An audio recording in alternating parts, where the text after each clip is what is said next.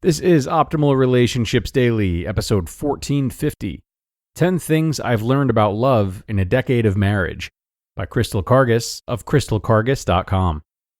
Hello, everybody, and welcome back to Optimal Relationships Daily, where we talk about how to improve relationships each and every day, usually through narrating from some of the world's best relationship blogs.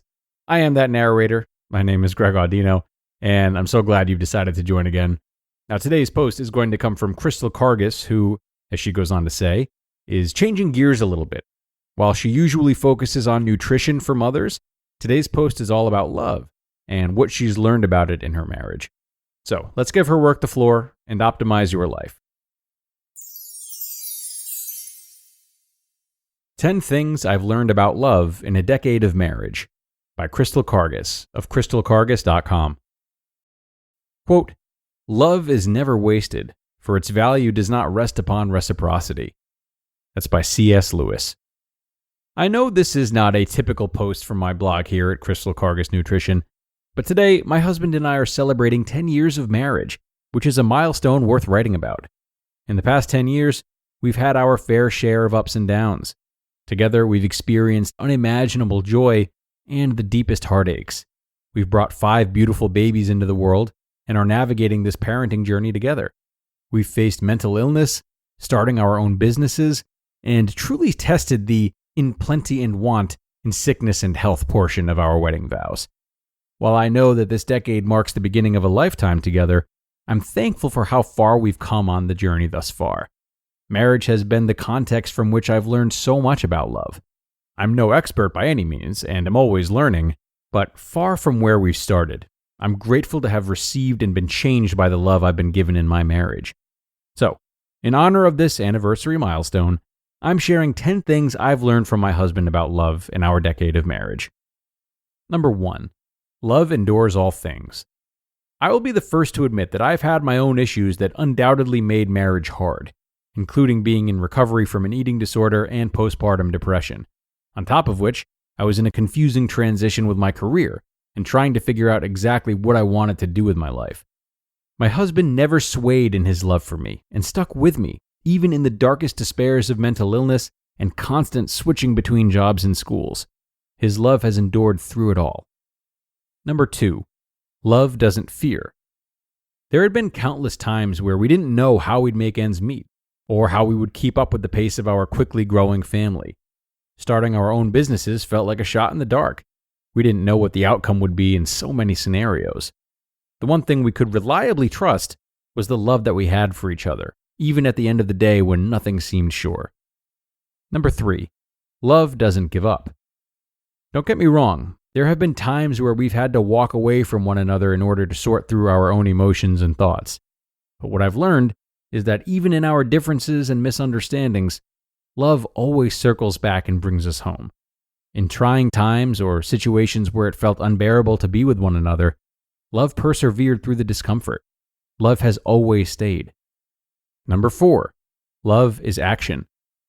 Maybe it's because we have 5 children, but there always seems to be something to be done for someone.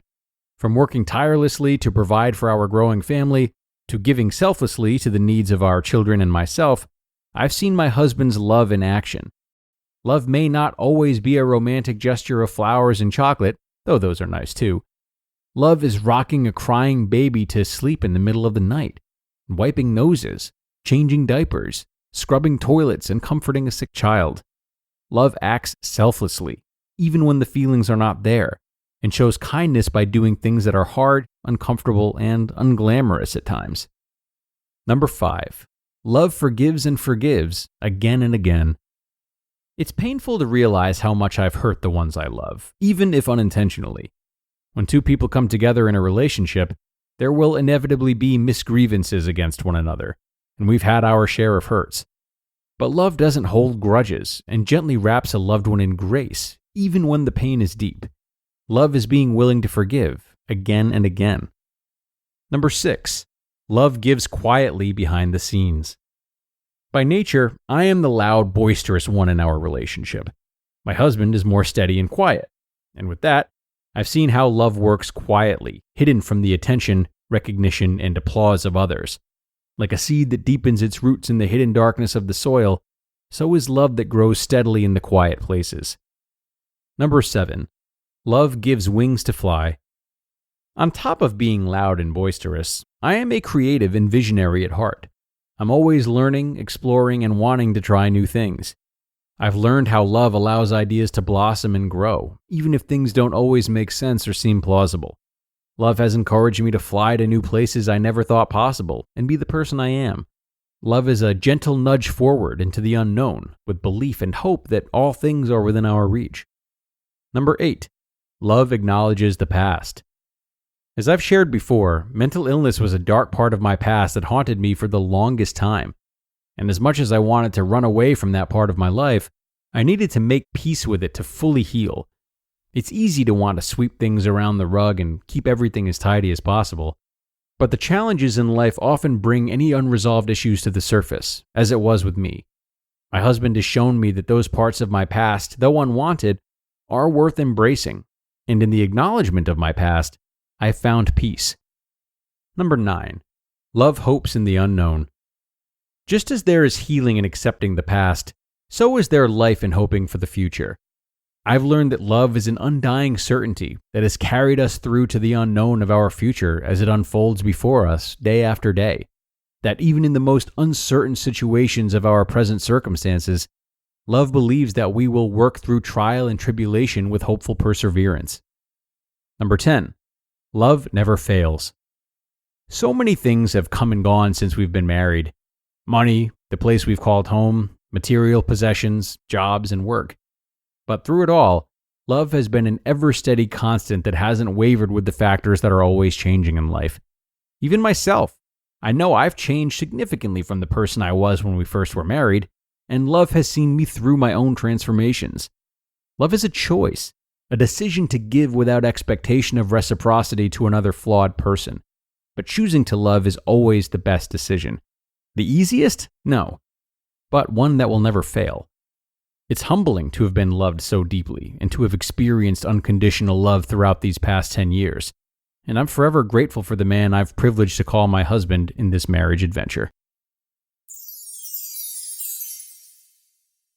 You just listened to the post titled, 10 Things I've Learned About Love in a Decade of Marriage by Crystal Karges of crystalkarges.com.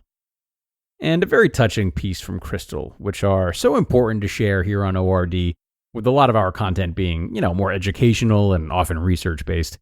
I really enjoyed this one, and she's spoken so much about what I would say is the effort of love. And it's no secret that relationships require work, but it's key to remember that that work is not just the byproduct of love. It's a true source of love. When we engage in acts of love, like making our spouse's favorite breakfast the day after a big argument that we're still upset about, we constantly choose love. We prove to our partner that we are continually willing to choose them and do right by them and be a participant in the partnership, rather than isolating ourselves when our feelings turn sour. And this is something that we can do in all relationships. So realize that the work of love is what fuels love. And with that in mind, it may feel a little less like work, hopefully. All right, everyone. And with that, we're going to wrap things up for the day. I thank you so much for coming, and I hope you enjoyed this post as much as I did. It was definitely a special one that makes you want to squeeze your loved ones a little tighter. So take care, guys. I'll see you back here tomorrow for more, where your optimal life awaits.